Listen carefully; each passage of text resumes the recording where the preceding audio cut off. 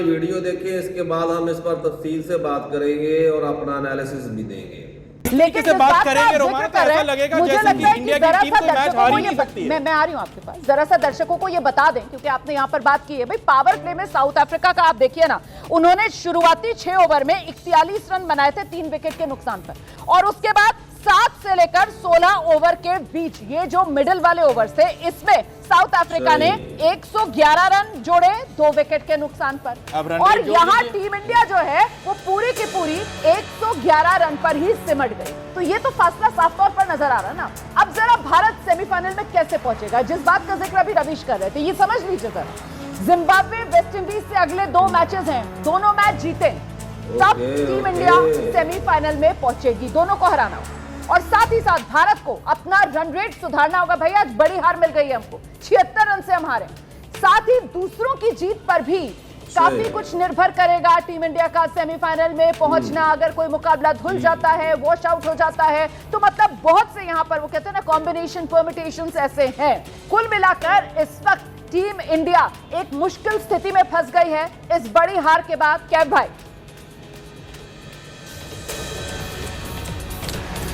देखिए, ये बोलना कि हम वर्ल्ड कप में हमारी ये पहली हार है, मैं आपको बता दूं, ये जो पहले रिकॉर्ड बना है ना, वहाँ पे दूसरी मैनेजमेंट थी, वहाँ द्रविड़ कोच थे, वहाँ रोहित शर्मा कप्तान थे। ये इनका कोई वहाँ रोल नहीं है सूर्य कुमार यादव ऐसे कैप्टन का, ध्यान रखना ये बात।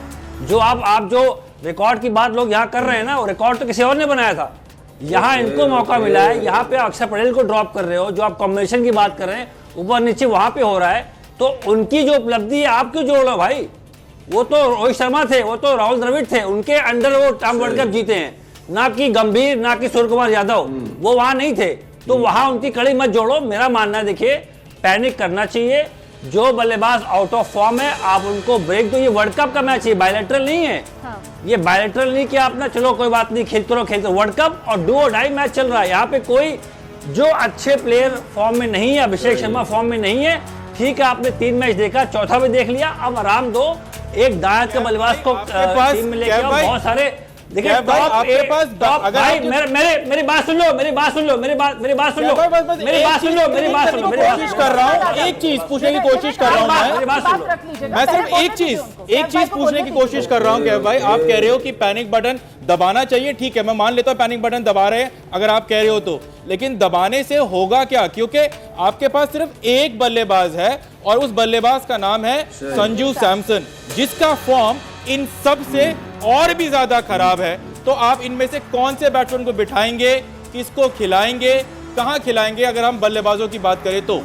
नहीं सर, पहले नहीं मेरी बात सुनो ना। पहले जो आपने बोला कि 12 मैच, एक मिनट मेरी बात सुन लो ना।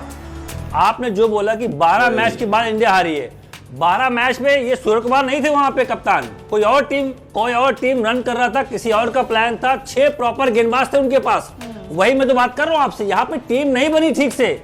जो आप 11 ढूंढते हो कि प्रॉपर गेंदबाज और प्रॉपर ऑलराउंडर नहीं है हमारे पास। जो आपका शिवम दुबे अगर आपका छठा गेंदबाज है, या सुंदर जो लगातार मैच नहीं खेलते, उनको आप 5वां गेंदबाज मान रहे हो, तो आई एम सॉरी, अभी हम बहुत दूर है वर्ल्ड कप जीतने से। ठीक है रविश। हाँ देखिए, अब आपको परफॉर्मेंस तो अपनी करनी पड़ेगी, रेट्रोस्पेक्ट करना पड़ेगा, क्योंकि आप अगर 8 नंबर तक आप बैटिंग लेकर जा रहे हैं रोमाना, और आप चेजिंग में 76 रन पीछे हो जा रहे हैं, तो मेरे ख्याल से बहुत सारा सवाल आपके ऊपर उठा रहा है।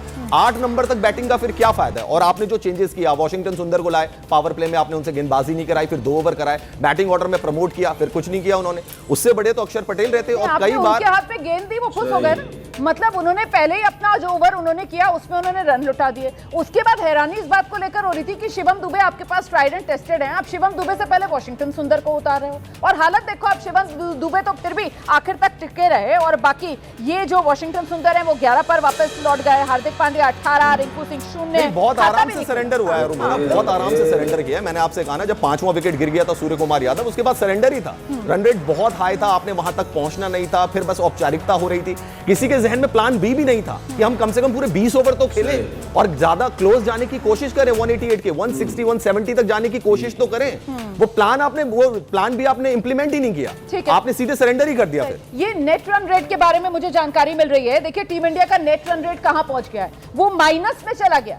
-3.80। इसीलिए अब यहां से टीम इंडिया के लिए मुश्किल हो सकती है, ऐसा माना जा रहा है, क्योंकि आगे जिम्बाब्वे को हराना है, आपको वेस्ट इंडीज को हराना है, दोनों टीम को आपको हराना होगा। तो ठीक है, आप अपने लिए जगह बना पाएंगे, वरना तो बहुत कुछ निर्भर किस्मत पर भी करेगा, जो बाकी टीम्स हैं उनकी हार जीत पर भी बहुत कुछ निर्भर करेगा, क्योंकि टीम इंडिया को जो बड़ी हार मिली है उसके बाद टीम इंडिया का रन रेट इस वक्त -3.80 पर पहुंच गया है।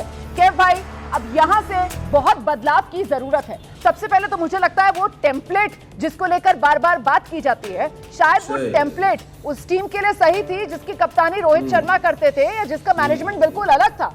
अब इस टीम को उस टेम्पलेट को लेकर भी दोबारा थोड़ा गौर व फिक्र करने की जरूरत। देखिए, अच्छी बात यह है ना कि जो सुपर 8 का लास्ट लीग मैच है वो वेस्ट इंडीज बनाम इंडिया है, वो 1 मार्च को है। तो अगर आप अगला मैच जीतते हो अगेंस्ट जिम्बाब्वे, तो आपको एग्जैक्टली पता होगा कि आप कहाँ खड़े हो, किस मार्जिन से आपको जीतना है, कैसे आपको खेलना है। वो अच्छी खबर है फैंस के लिहाज से कि लास्ट जो सुपर 8 का मैच है वो इंडिया खेलेगी वेस्ट इंडीज के खिलाफ।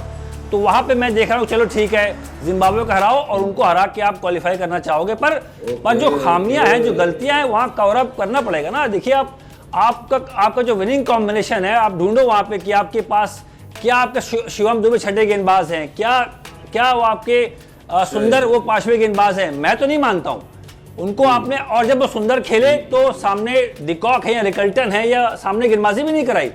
तो कई चीज़ें ऐसी हैं जो मुझे थोड़ा सा वहाँ सवाल खड़े हो रहे हैं कि भाई कैसे आगे बढ़ना चाह रहे हैं कि एक प्लान के तहत। अच्छा, आपको लेफ्टी राइटी भी करना है, पर आपके जो टॉप 8 में 2 दाएं के बल्लेबाज है बस। अगर लेफ्टी राइटी करना है तो आपके पास राइटी है ही नहीं टीम में। टॉप 8 में 2 दाएं हाथ के बल्लेबाज है, पर आप लेफ्टी राइटी कॉम्बिनेशन ढूंढ रहे हो ही नहीं पाएगा, मुमकिन नहीं है। तो मुझे लगता है कि सामने वाली टीम को काफी आसान बन जाता है जब आपके 8 में 6 आपके बाएं हाथ के बल्लेबाज होते हैं।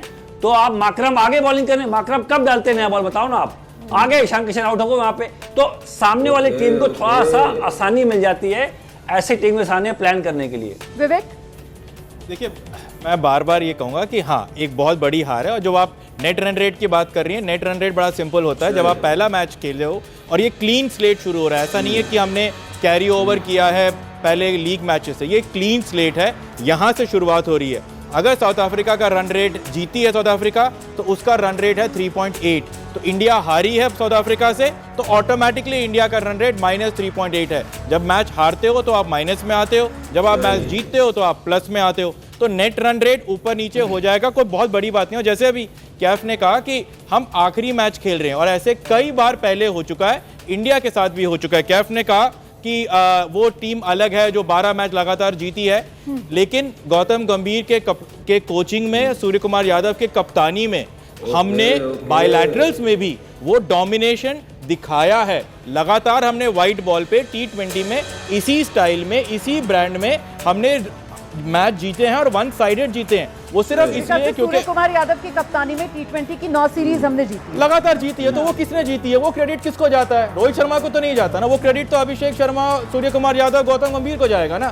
तो हम एक मैच हारे हैं, बुरा मैच हारे हैं। प्रॉब्लम क्या है? प्रॉब्लम ये है कि हमारे सामने सोल्यूशन नहीं है। हमारे पास कोई राइट हैंडर नहीं है, जैसे कैफ ने कहा। एक है संजू सैमसन, जिसका फॉर्म इससे भी ज्यादा बदतर है। अब आप ये कहते हो कि अक्षर पटेल को ड्रॉप क्यों किया?